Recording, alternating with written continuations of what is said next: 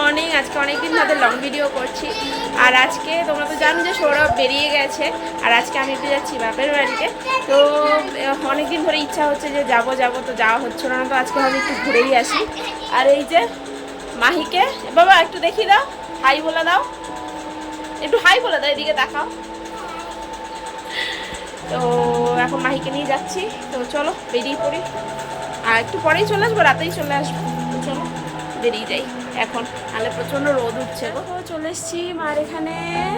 কোথায় এসছো তুমি? দিদুন বাড়ি এসছো?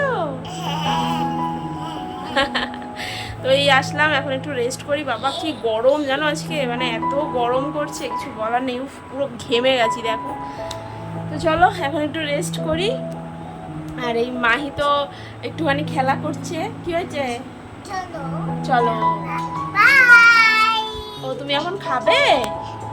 কি খাবে কি খাবে আগে বলো, কি খাবে বলো। তো দেখো রেস্ট কি করব, মা সাথে সাথে দেখো রুটি আর তরকারি দিয়ে দিয়েছে, দেখতে পেয়েছো? ওফ, মায়ের হাতে রুটি তরকারি অনেক দিন বাদে খাচ্ছি জানো তো।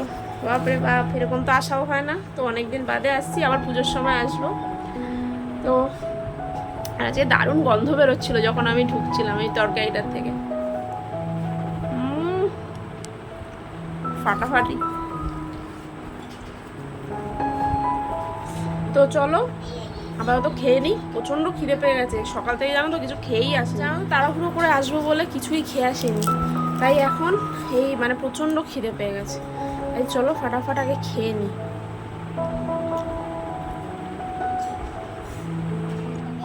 তো দেখো এখানে আমার মেয়ে এই যে খেলতে শুরু করে দিয়েছে আমার দাদার ছেলে মেয়েদের সাথে। তো দেখো বাড়িতে এসে একটু ঘুমিয়ে পড়েছিলাম, মানে জানি না কেন একটু ঘুম পেয়ে গেছিলো, সেই সকালবেলা উঠেছি তো হয়তো টায়ার্ডে ঘুমিয়ে পড়েছিলাম।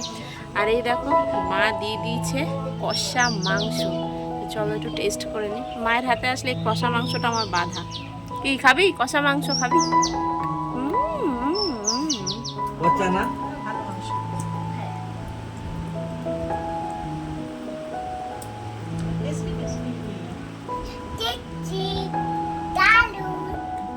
মাহি, কি খাচ্ছ তুমি?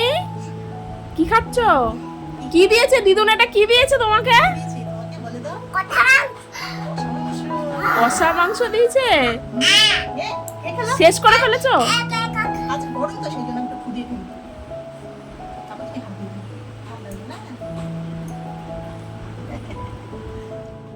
দুপুর হয়ে গেছে, আর এখন তো মা আমাকে দেখো খেতে দিয়ে দিয়েছে ডাল, শাক ভাজা। আর এই তিতার ডালটা জানো তো আমার মা খুব ভালো করে, তাই জন্যই কিন্তু এই তিতার ডালটা দিয়ে খাচ্ছি।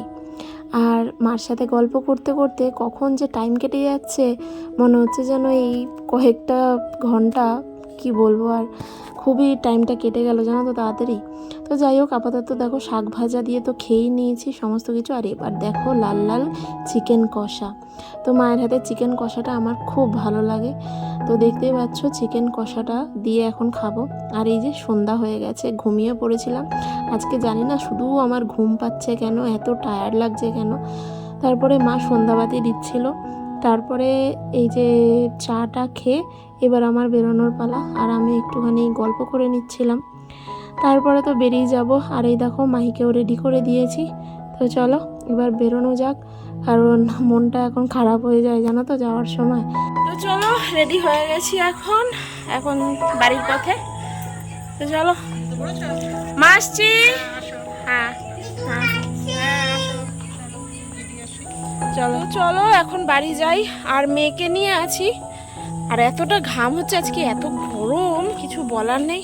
তো চলো বাড়িতে গিয়ে একেবারে তোমাদের সাথে কথা বলবো, কেননা মানে টোটো করে যাব, অনেকটা ব্যাগ মাহি অনেক মানে অনেক কিছু আছে, তাই জন্য আর বাইরে কথা বলতে পারছি না।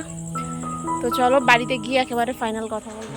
হ্যালো, তো অনেকক্ষণ আগে চলে এসেছি বাড়িতে, আর জার্নি করে এসেছিলাম তো ভালো লাগছিল না, তাই কিছুক্ষণ রেস্ট করছিলাম।